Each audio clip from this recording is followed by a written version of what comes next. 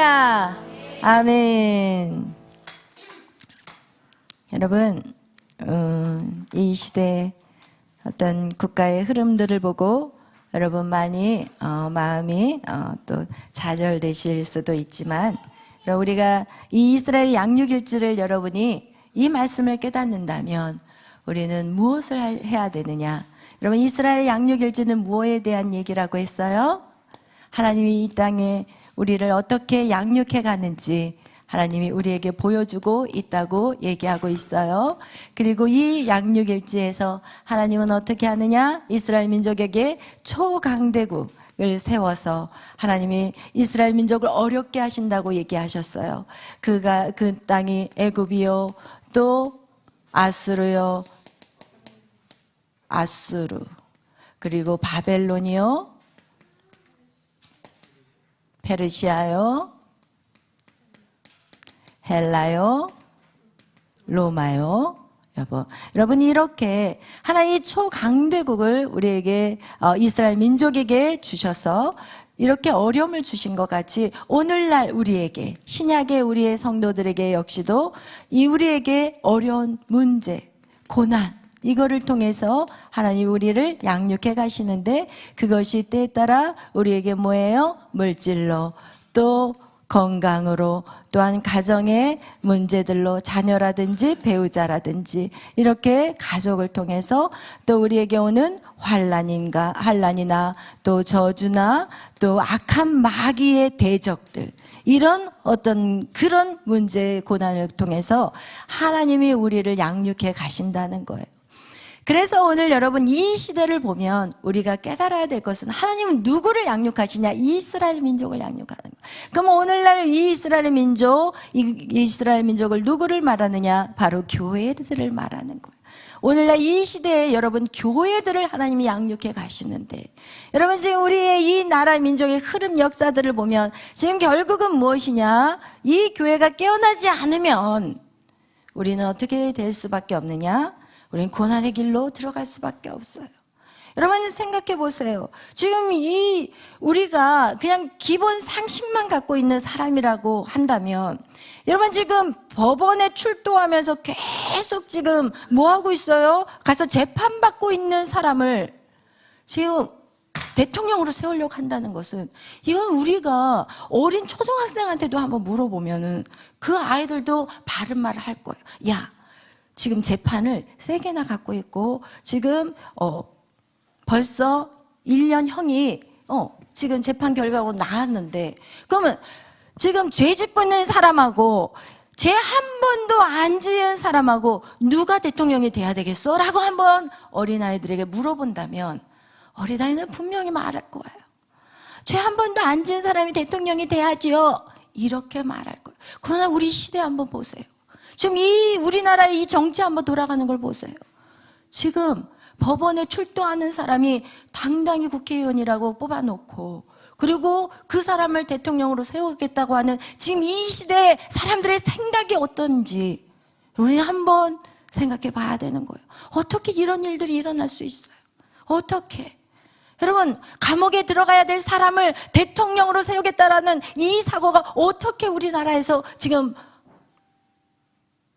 그렇게 똑똑한 사람들이 많은 이 나라에서 그런 일들이 이루어지고 있냐는 거예요. 이것은 누가 하신 일이에요? 누가 허락하신 일이에요? 하나님이 허락하신 거예요. 믿는 자들이 회개하고 깨닫지 못하면 하나님은요, 불구덩이에다 집어넣을 수밖에 없어요. 여러분 물속에다도 집어넣을 수밖에 없어요. 왜? 깨닫게 하기 위해서. 지금 이 모든 고난은 누구 때문에 오느냐? 교회 때문에 오는 거예요. 믿는 그리스도인들이 자신의 길을 제대로 가지 않기 때문에, 제대로 그 자리에서 살아내지 못하기 때문에, 오늘날 이 정치판은 혼돈과 공허와 흑암이에요. 여러분, 우리가 하나님 말씀 안에서 제대로 여러분 한 사람만 서도 세상은 바뀔 수 있어요. 아멘. 여러분 이 시대의 흐름을 보고 낙심하지 마시고 여러분이 결단하셔야 돼요. 나 한 사람이라도 제대로 살자. 나 한 사람이라도 빛을 발하자.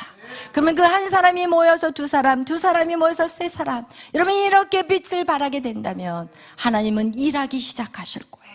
하나님은요, 손이 짧아서 돕지 못하시는 분이 아니에요. 하나님은 전능하신 하나님이에요.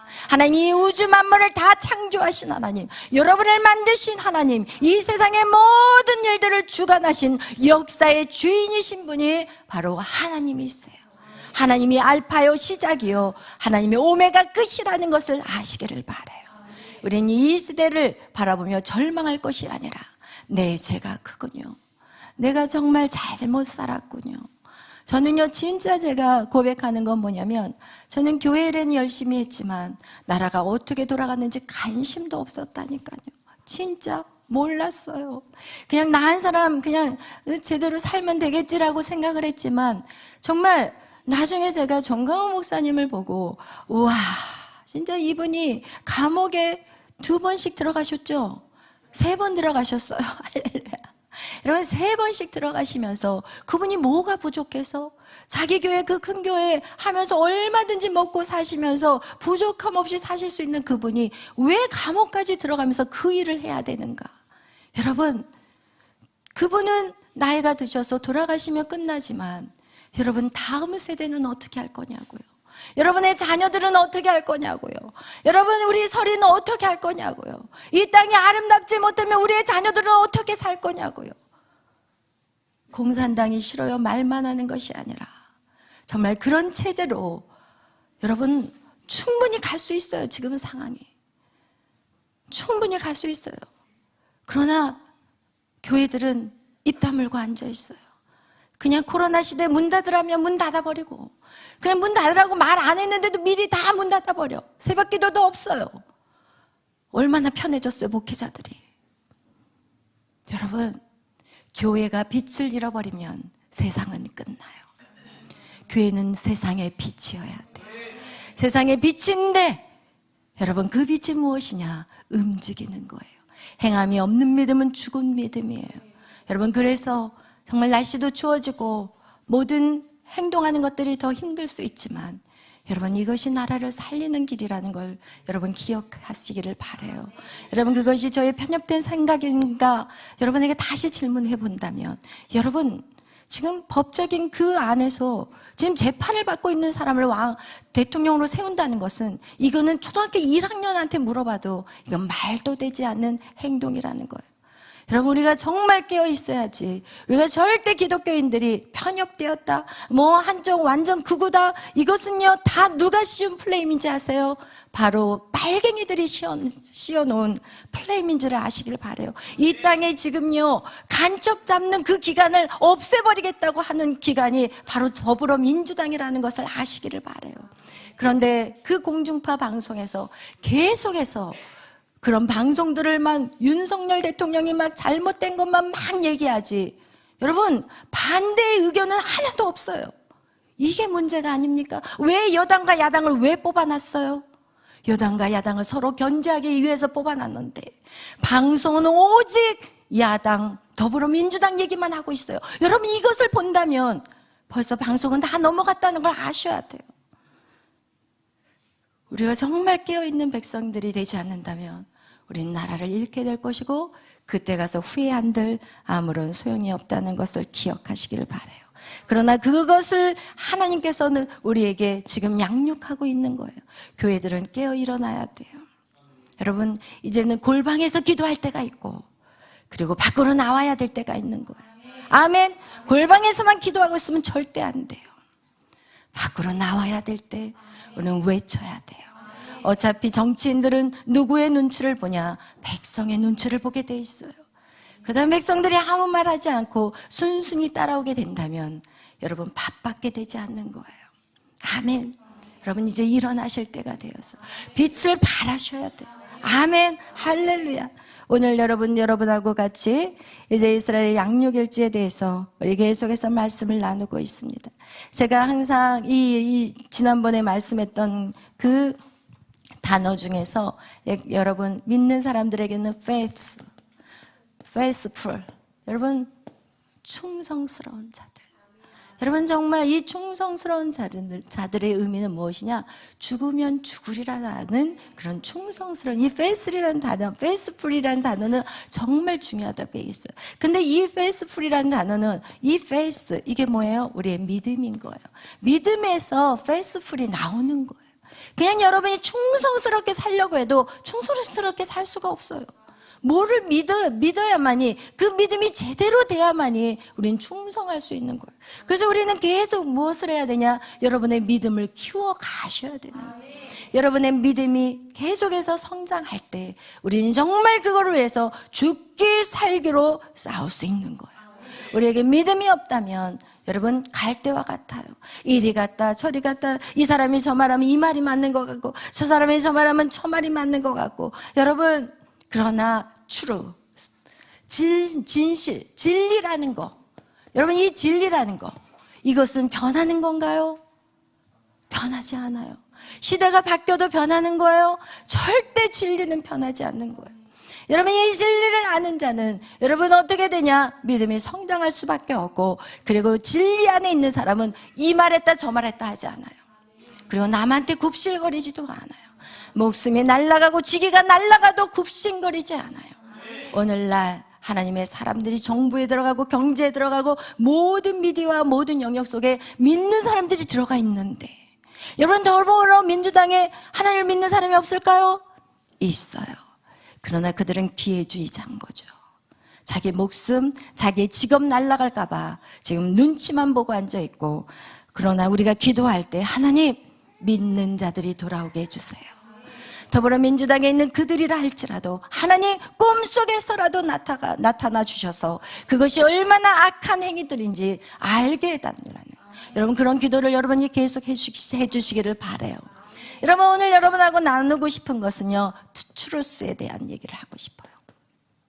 뭐예요? truth. 이것은 뭐예요? 신뢰. 여러분 신뢰. 오늘 여러분하고 신뢰에 대한 얘기를 하고 싶어요.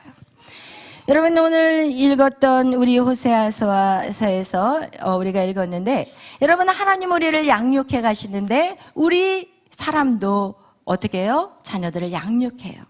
근데 양육할 때 가장 중요한 단어가 뭐예요? 신뢰예요. 여러분 신뢰하지 않는데 누가 양육받겠어요? 그러나 우리가 어렸을 때 자라면서 어린 아이들은 막 태어난 부모를 여러분 너무 깨끗하고 그냥 너무 아무 누군가 그동안 만나보지도 않았기 때문에, 그리고 가장 처음 본 사람을 어떻게 하냐? 가장 신뢰하게 돼 있어요. 그래서 막 태어난 아이들은 부모에게 무조건 신뢰를 해요. 그리고 그때부터, 그래서 우리는 무엇이 중요하냐? 이 부모의 역할이 중요하다는 거예요. 왜냐하면 부모가 무조건적으로 자녀에게 영향을 주기 때문에 여러분 부모가 너무너무 중요해요. 부모 관계에서 깨어진 사람은요, 사람과의 관계도 안 좋아요. 그리고 결국은 하나님 관계에서도 아예 시작을 못해요. 하나님 관계가 시작이 안 된다니까요. 부모의 관계가 깨어지는 그 가장 첫 번째 만남이 결국 인생의 모든 것을 정말 끌고 영향력을 준다는 것을 기억하시기를 바라요. 그래서 부모를 무조건적인, 왜 그러냐? 부모를 무조건적으로 신뢰를 했는데 좋은 결과가 없었어요. 이 부모로부터 정말 너무나도 아팠고 힘들었고 그런 어떤 아픈 상처들 때문에, 그래서 누군가를 만나면 먼저 뭐부터 하느냐? 의심부터 해요. 이 사람 괜찮은 사람일까? 이 사람이 나를 힘들게 하는 건 아닐까?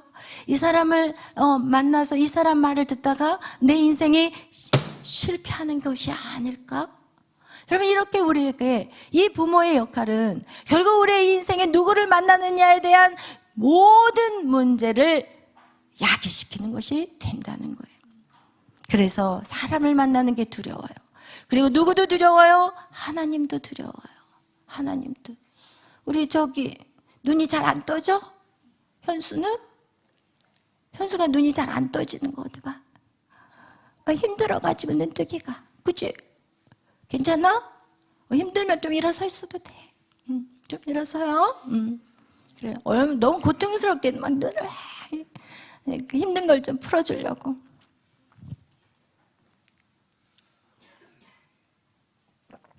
여러분, 반드시요, 누군가를 양육하는 거는요, 신뢰 없이는 안 돼요. 아멘?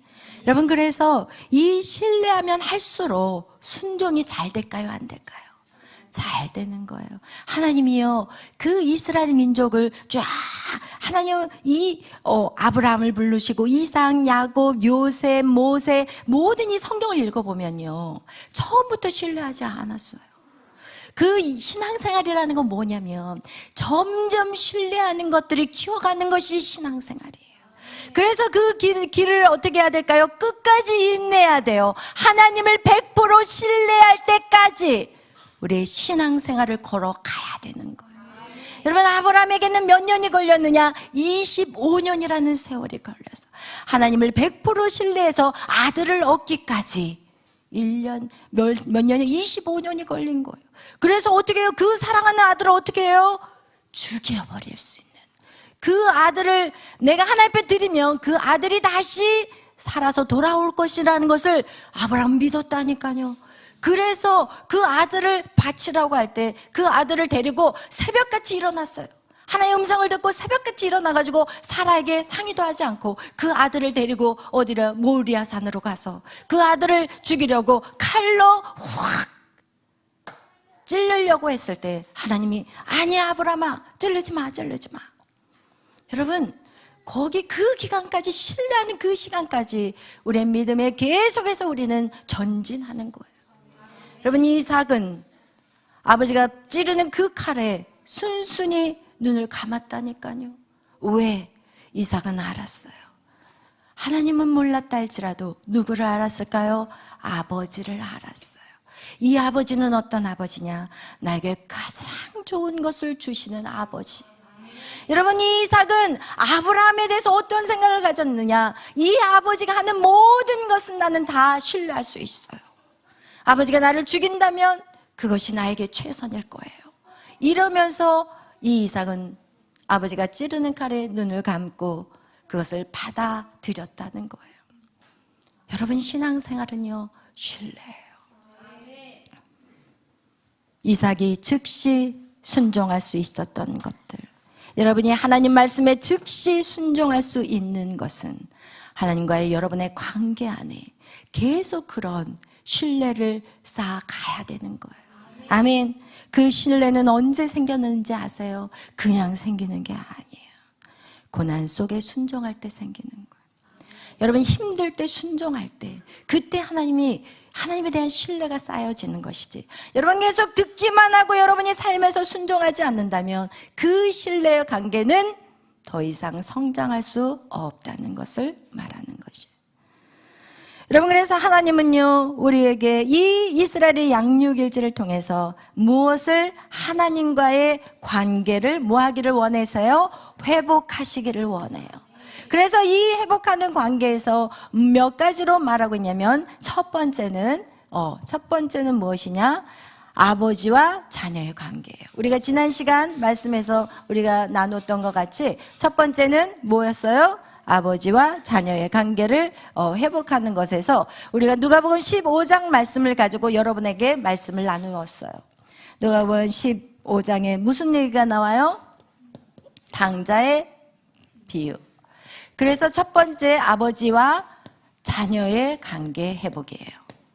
여기서 우리가 나눴던 것이 누가복음 15장의 탕자의 비유에서 그 탕자가 아버지를 떠나버리고, 그리고 첫째 아들도 탕자요, 둘째 아들도 탕자라고 그랬어요. 첫째 아들의 탕자는 뭐예요? 아버지의 집 안에 살면서도 아버지 것들을 누리지 못해요. 그리고 맨날 아버지를 위해서 뭔가 해야만이 복을 받는다고 착각해요. 그래서 죽도록 그 교회 안에서 자기 아버지 집에서 죽도록 살지만 아버지 거를 누리지 못해요. 이 모든 것이 다 아버지 것인데, 이 땅에 있는 모든 것이 하나님의 것인데 그것을 선포하고 다스리지 못하는 거예요. 우리는 하나님의 자녀로서 선포하고 다스리는 자가 돼야 돼요. 그 모든 주신 그것들, 하늘의 것들을 끌어내릴 수 있는 능력을 기도로 여러분에게 주셨어요. 아멘. 여러분, 그것을 누리는 자가 되시기를 예수의 이름으로 축원합니다. 오늘은 여러분, 이것은 지난주에 했으니까 여러분 궁금하시면 지난주 예배를 말씀을 참고하시면 돼요. 두 번째, 무슨 관계예요? 신랑과 신부의 관계예요. 하나님은요, 성경의 많은 구절 신랑과 신부에 대한 얘기를 해요. 여러분 성경에 보면은요, 처음 시작부터 결혼 얘기가 많이 나오고 끝날 때도 결혼 얘기가 나와요. 여러분 신랑과 신부의 관계, 아버지와 아들의 관계도 성경에 많이 나와 있지만 이 신랑과 신부의 관계도 성경에 우리는 많이 볼 수 있습니다. 오늘 우리 한번 다 같이 호세아서 우리 본문 말씀으로 들어가 보겠어요. 호세아서 1장 2절 말씀 다 같이 읽겠습니다.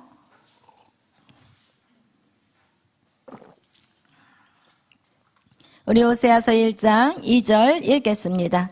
여호와께서 처음 호세아에게 말씀하실 때 여호와께서 호세아에게 이르시되 너는 가서 음란한 여자를 맞이하여 음란한 자식들을 낳으라. 이 나라가 여호와를 떠나 크게 음란함이니라 하시니. 아멘. 아멘. 여러분 이 호세아라는 그 선지자, 여러분 이 선지자가 성경에는 선지자나 제사장이나 하나님의 나라를 위한 그 거룩한 자들은 절대로 음란한 여자를 만나면 안 돼요. 이방 여인도 만나면 안 돼요. 그런데 오늘 하나님은 이 호세아에게 너무 가혹한 것들을 시켜요. 너 가서 음란한 여자랑 결혼하라.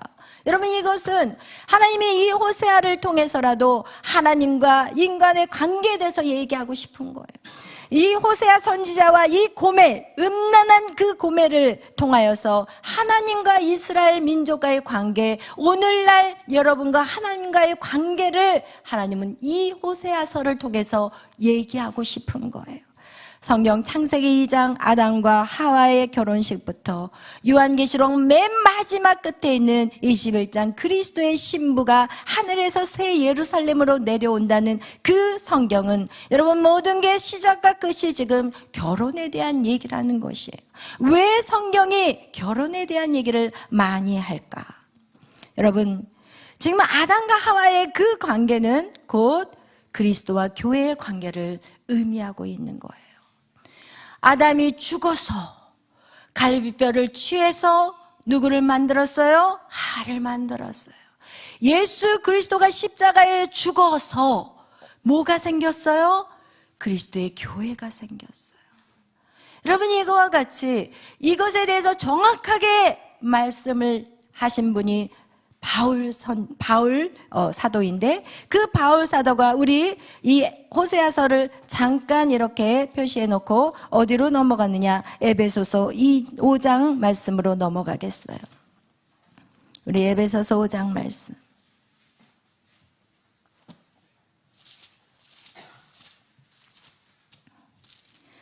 그래서 에베소서 5장 22절부터 여기가 지금 32절의 말씀까지 나와 있어요. 우리 다 같이 성경을 읽겠습니다.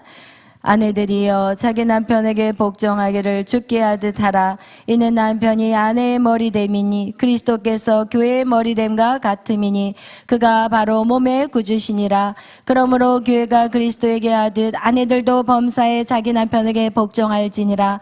남편들아 아내 사랑하기를 그리스도께서 교회를 사랑하시고 그 교회를 위하여 자신을 주신같이 하라. 이는 고물로 씻어 말씀으로 깨끗하게 하사 거룩하게 하시고 자기 앞에 영광스러운 교회로 세우사 티나 주름 잡힌 것이나 이런 것들이 없이 거룩하고 흠이 없게 하려 하심이라.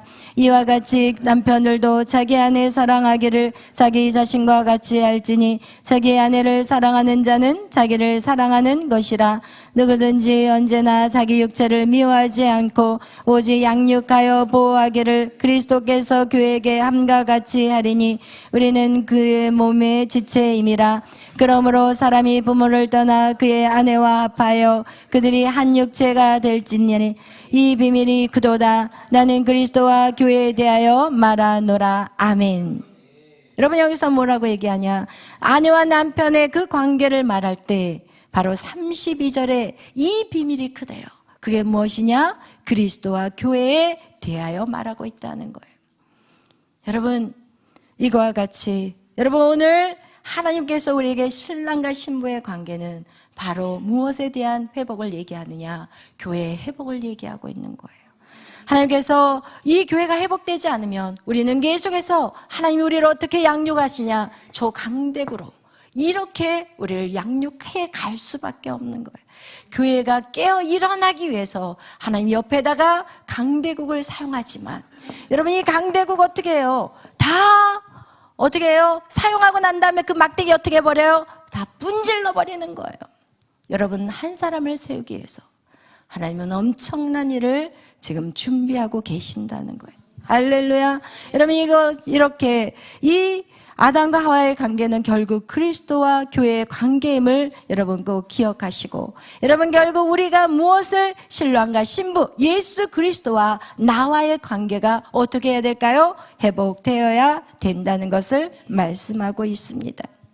그래서 오늘 우리가 얘기한 것 같이 여러분, 호세아와 누구예요? 고멜. 여러분 이 관계가, 이 고멜이라는 여인이 바로 누구를 말하느냐? 이스라엘 백성을 말하고 있어요. 그리고 이 이스라엘 백성을 말하는 오늘날 우리 예수를 믿는 크리스찬들, 여러분 오늘날 여러분에게 이것을 말하는 거예요. 그럼 고멜이라는 여자는 어떤 여자예요? 창녀예요, 여러분. 음란한 여인, 창녀라니까요. 여러분, 그렇다면 이스라엘 백성을 창녀라고 얘기하는 것이요, 그 예수를 믿는 우리 역시도 창녀라는 것을 말하고 있어요. 오, 너무 세죠? 그러나 성경은 말해요. 로마서 7장에 음녀라는 표현을 써요. 하나님의 말씀대로 살아가지 않는 자는 음녀래요. 그렇다면 한 남편을 섬기는 하나님을 섬겨야 되는데, 여러분 하나님 외에 좋아하는 것들이 많으면 그 모든 것이 남편과 같이, 마치 사마리아 여인이, 여러분 이 남자 저 남자 계속 바꿔가잖아요. 그리고 6번째 남편은 자기 남편도 아닌데 같이 살고 있잖아요. 여러분 이런 모습들, 이것이 창녀가 아니면 무엇이겠어요? 여러분이 한 주인 예수 그리스도, 한 하나님을 섬겨야 되는데, 여러분이 쫓아가는 거, 물질 쫓아가고 건강 쫓아가고 그런 가족의 일들, 환난, 이 모든 것들을 쫓아가게 된다면 이것이 바로 창녀라고 성경은 영적으로 우리에게 말하는 거예요. 그래서 하나님께서는 이 호세아서를 보면은, 여러분 우리가 하나님께 이 영적인 창녀라는 하나님과의 관계가 왜 회복이 돼야 되냐면, 여기에서 우리는 항상 이 선악과 사건을 우리는 기억해야 된다는 거예요. 이 선악과 사건은 무엇이냐? 하나님이 우리를 창조하실 때, 우리 안에 뭘 집어넣었어요? 하나님의 생기, 성령이 우리 안에 들어왔었는데, 선악과 사건을 말미암아 인간의 몸에 성령이 아닌 무엇이 들어와요? 악한 영을 받아들였어요. 여러분 이것이 바로 내 안에 하나님이 들어와야 되는데 더러운 게 들어왔기 때문에 우리는 영적으로 뭐가 돼 있다고요? 창녀라는 거예요. 여러분 그래서 우리가 영적인 창녀라고 성경은 우리에게 말하고 있고, 그리고 나서 이 고멜, 그것을 하나님 보여주기 쉽게, 우리에게 이해하기 쉽게 그렇게 보여준 것이 바로 호세아 선고예요. 이 호세아를 통해서 거룩한 선지자가 음란한 아내 고멜을 맞이하게 되고, 그리고 이 고멜이 밖에 나가서 아이를 갖고 들어오는, 그리고 그 음란한 자녀들을 계속해서 낳는 일들, 그것이 바로 호세아서를 통해서 우리에게 보여주는 일들이라는 거예요. 그런데 제가 성경을 보면서 사실은 이해되지 않았던 것이 무엇이었냐면, 우리가 마태복음 1장에 보면 무슨 내용이 나오냐? 예수님의 족보에 대한 이야기가 나와요. 예수님의 족보에 대한 얘기가 나오는데, 여러분 예수님의 족보에 왜 예수님이, 그곳에 보통 이스라엘의 족보를 보면요, 여자의 이름을 쓰지 않거든요. 구약 성경에 보면 거의 그 족보는, 왜냐하면 여자는요 숫자도 안 들어가요.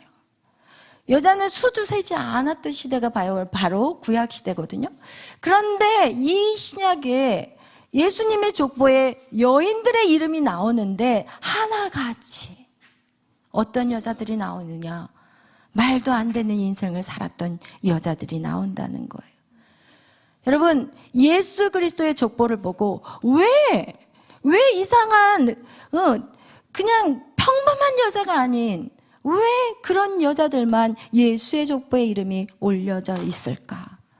우리는 족보에 가장 좋은 것을 올리기를 원하는 게 인간인데, 그러나 예수님의 족보에 처음에 나왔던 다말, 그리고 기생 라합, 그리고 룻, 그리고 또 누구예요?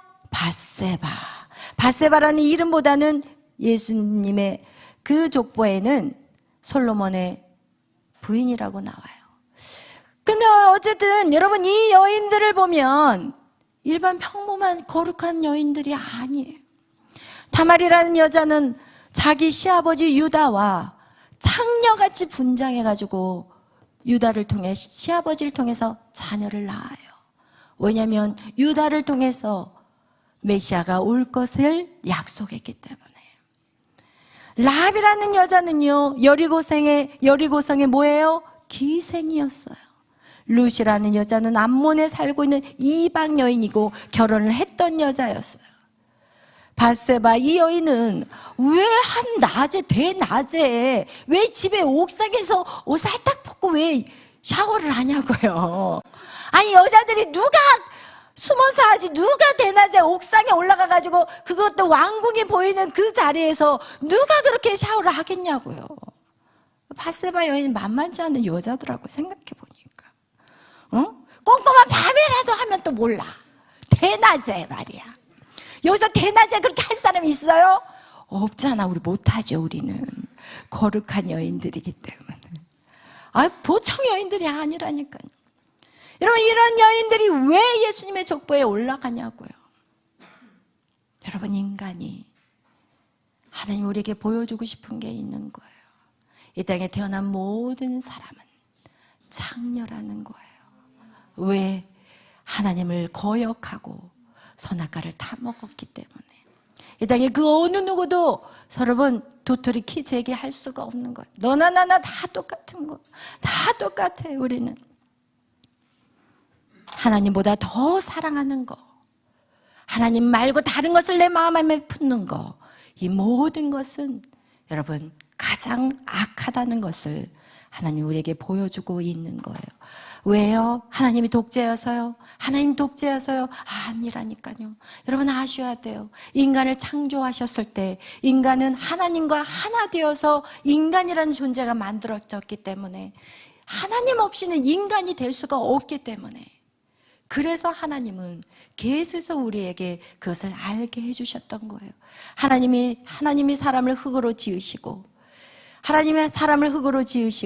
그리고 그 코에 뭐를 부어 넣으셨냐? 그 코를 통해서 하나님의 생기, 이것이 바로 성령이 들어가셨을 때, 하나님의 성령이 우리하고 이렇게 연합될 때 인간은 정말 인간이라는 존재가 만들어지는 거예요. 그런데 악한 사단이 이 안에 있는 성령을 빼앗아 버리고, 그리고 그 안에 자기가 그 집을 차지하고 있는 거예요. 그래서 우리는 하나님의 거룩한 성전이라고 말하고, 여러분은 성령이 거하는 집이라고 계속해서 신약에 말씀하고 있는 이유는, 여러분 이 안에 성령이 들어오셔야만이 우리는 진정한 인간이 되는 거예요. 하나님은 우리에게 독재를 행하는 게 절대 아니에요. 하나님이 여러분을 만드신 그 모습이 그렇다는 거예요. 여러분을 그렇게 만들었기 때문에 하나님이 그렇게 모든 것들을 끌고 갈 수밖에 없는 거라는 거, 여러분 꼭 기억해 주시기를 바라요.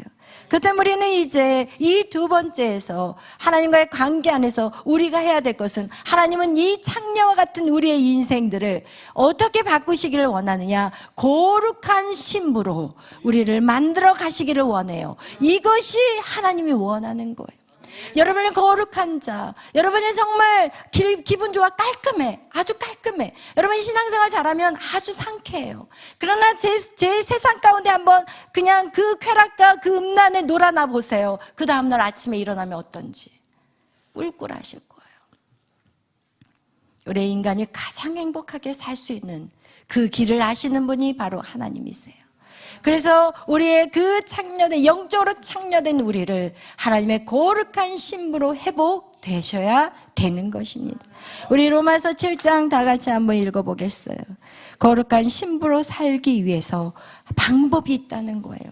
그것이 바로 로마서 7장에 우리에게 가르쳐 주고 있습니다. 우리 로마서 7장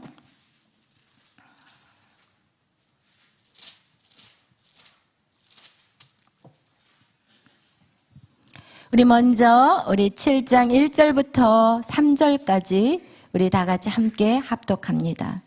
형제들아 내가 법 아는 자들에게 말하노니 너희는 그 법이 사람이 살 동안만 그를 주관하는 줄 알지 못하느냐. 남편이 있는 여인이 그 남편 생전에는 법으로 그에게 매인 바 되나 만일 그 남편이 죽으면 남편의 법위에서 벗어나느니라. 그러므로 만일 그 남편 생전에 다른 남자에게 가면 음녀라. 그러나 만일 남편이 죽으면 그 법에서 자유롭게 되나니 다른 남자에게 갈지라도 음녀가 되지 아니하느니라. 오늘 뭐라고 얘기하느냐? 여러분 이렇게 우리가 결혼을 했으면 그 남편이 있는데 다른 남자를 사귀고 다른 남자하고 뭐 같이 잠을 자고 이것은 음녀라는 거예요. 그러나 내가 결혼할 때 그 남자가 죽어버렸어요. 그럼 죽어버렸으면은 그 여자는 더 이상 그 남자의 법에 속하지 않기 때문에 음녀가 아니다. 지금 이렇게 말하고 있는 거예요. 우리 4절 그래서 읽겠어요. 그러므로 내 형제들아 너희도 그리스도의 몸으로 말미암아 율법에 대하여 죽임을 당하였으니 이는 다른 이 곧 죽은 자 가운데서 살아나신 이에게 가서 우리가 하나님을 위하여 열매를 맺게 하려 함이라. 아멘. 여러분 그래서 우리는 율법에 대해서 죽은 자가 된 거예요. 예수님이 땅에 오셔서 예수님이 죽으신 것 같이 여러분 우리 역시도 예수님과 함께 죽음으로 우리의 율법의 삶에 이제는 죽임을 당해야 되고 이제는 그리스도와 함께 다시 그리스도의 은혜의 법에 들어가야 되는 거예요.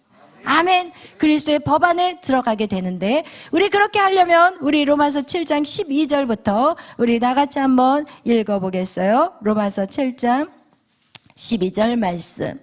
만일 내가 원하지 그래요. 12절 시작.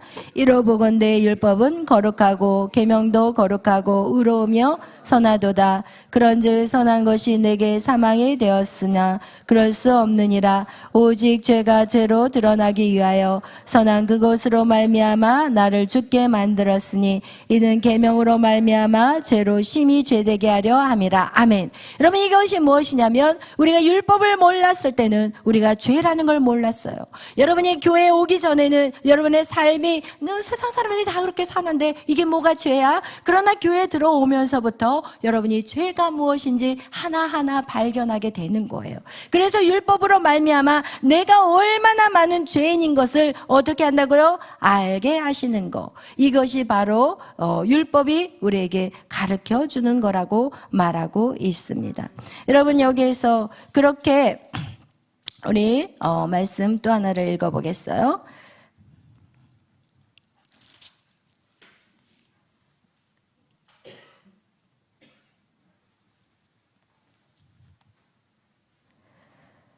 우리 한번 20절 다 같이 읽겠어요. 시작. 만일 내가 원하지 아닌 그것을 하면 이를 행하는 자는 내가 아니요 내 속에 거하는 죄니라.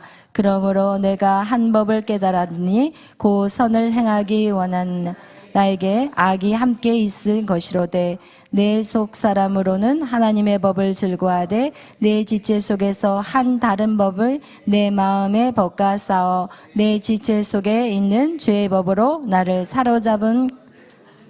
아멘. 여러분 이거와 같이 어떻게 하느냐? 내 안에 계속해서 이것이 선하게 살려고 하지만 내 안에 악한 것이 들어와서 나를 살지 못하게 만든다는 거예요.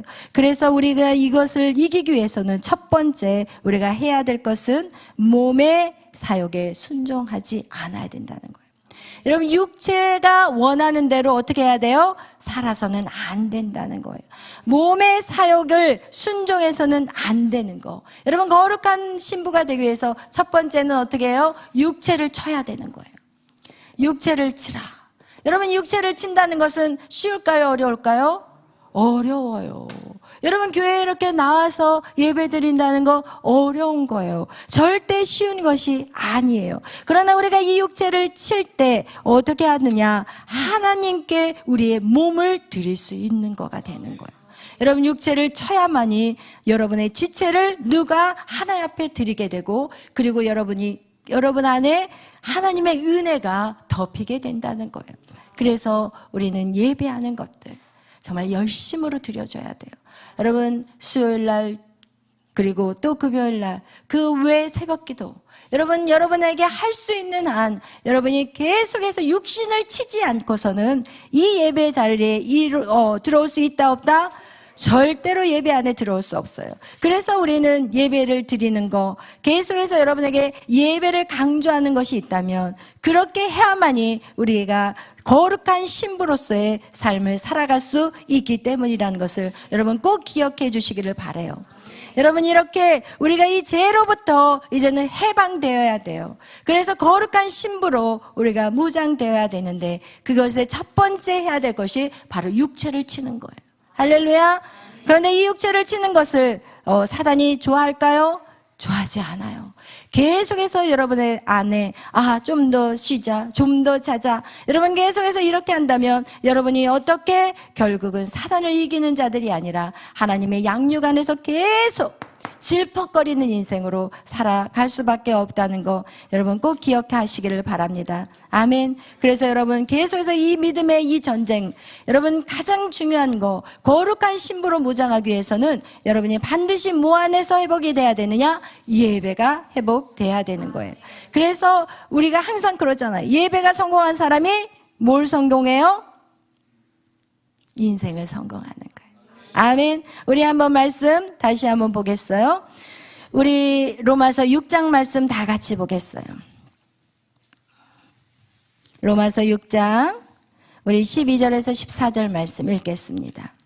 그러므로 너희는 죄가 너희 죽을 몸을 지배하지 못하게 하여 몸의 사욕에 순종하지 말고, 또한 너의 지체를 불의의 무기로 죄에게 내주지 말고, 오직 너의 자신을 죽은 자 가운데서 다시 살아난 자 같이 하나님께 드리며 너의 지체를 의의 무기로 하나님께 드리라.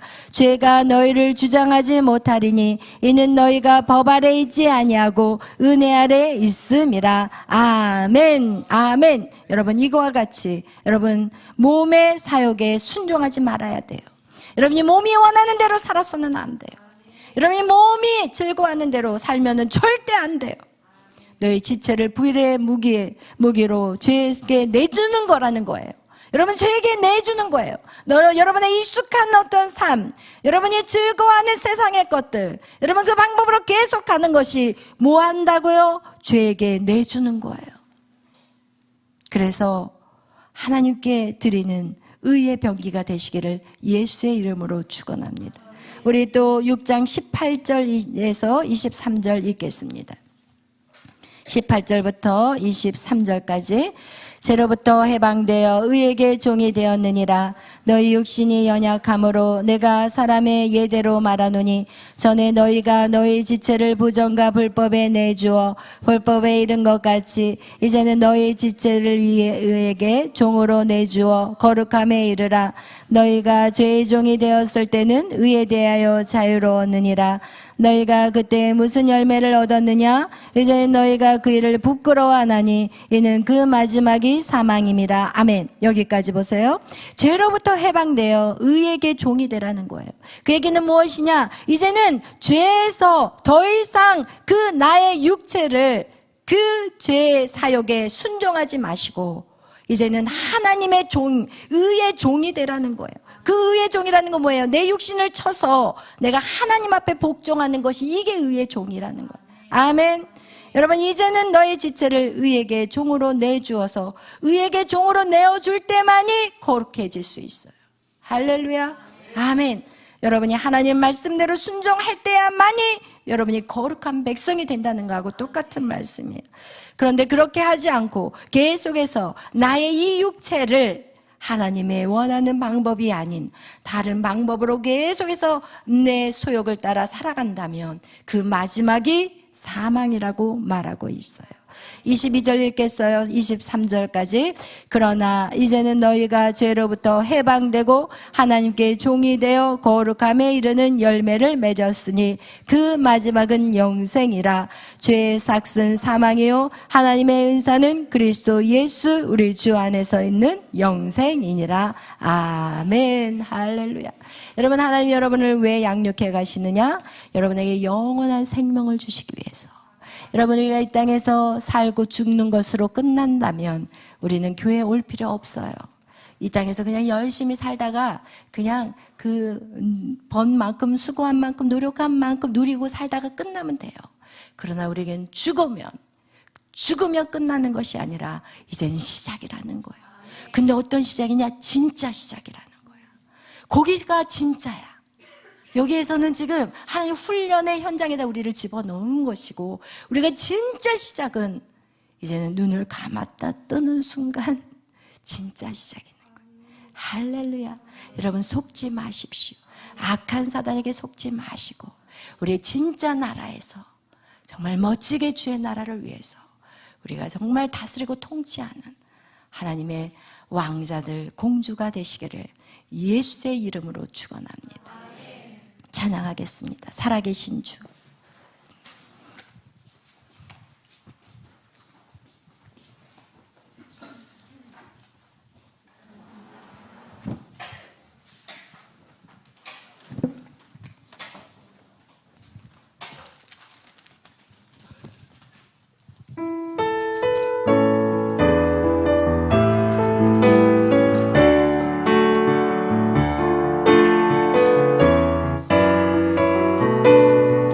주 하나님, 주 하나님, 독생자 예수, 독생자 예수, 나 위하여 오시었네, 오시었네. 내 모든 죄 다 사시고 죽음에서 부활하신 나의 구세주, 살아계신 주, 살아계신 주, 나의 삶의 소망, 걱정 근심 전혀 없네. 사랑해 주네, 날 길을 더하니 내 모든 삶의 기쁨 늦음 하나네. 주 안에서, 주 안에서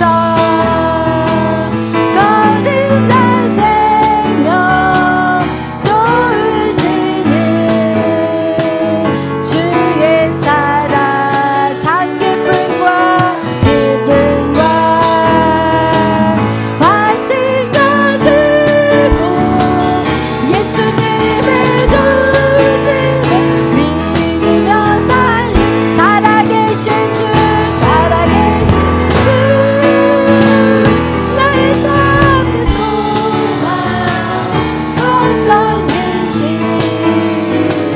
전혀 없네.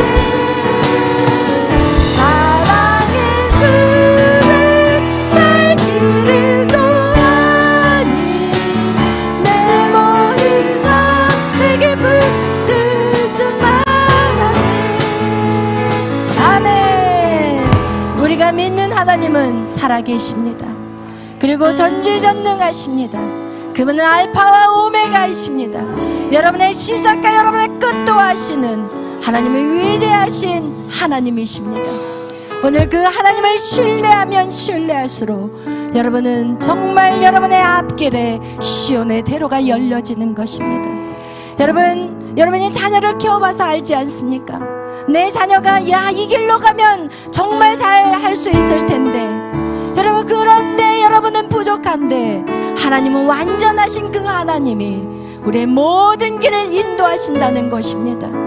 그러나 그 말에 순종하고 따르는 자들에게 누리는 축복이지, 그 말씀을 거절하고 그 말씀을 의심하는 자들에게는 절대 이런 기회가 주어지지 않는다는 것을 기억하십시오. 오늘 기도하실 때 하나님은 살아계십니다. 내 인생을 인도하신 분이십니다. 내가 어둠의 음침한 길을 다닐 때도 하나님 나의 길을 인도하셨고 지금도 하나님은 나의 길을 인도하실 것입니다. 호세아서에서 말씀하신 그 고멜과 그리고 그 호세아의 모습 속에서 하나님은 뭐라고 말씀하시냐? 내가 절대로 너희들을 그 악한 길로 가지 않도록 내가 길을 막을 것이라고 얘기하고 계십니다. 하나님 우리를 회복시킬 것을, 하나님 완전하시기 때문에 우리를 회복시킬 것을 우리는 100% 확신합니다. 그러나 우리가 그 길을 걸어갈 때 아멘하고 믿음으로 순종하고 간다면 여러분의 고난은 적어질 것이고, 어차피 하나님께서 여러분을 끌고 가실 때 계속해서 여러분이 하나님 앞에 대항한다면 고통 가운데 끌려가게 된다는 두 가지의 차이점이 있다는 것입니다. 오늘 여러분 하나님 앞에 손을 드십시오. 하나님 앞에 손을 들 때 우리는 진짜 기쁨으로 정말 누리는 자들이 될 것입니다. 오늘 다 같이 주여 삼창으로 기도하실 때 하나님, 내가 하나님 앞에 순종함으로 나의 신뢰가 더욱더 강력해지게 하여 주시고 내 안에 이 truth, 하나님 이 단어, 이 신뢰라는 단어가 아들아 고맙다, 나를 신뢰해줘서 고맙다, 이렇게 주의 음성으로 우리에게 다가오게 하여 주옵소서. 이제 우리 다 같이 주여 삼창으로 기도합니다. 주여 주여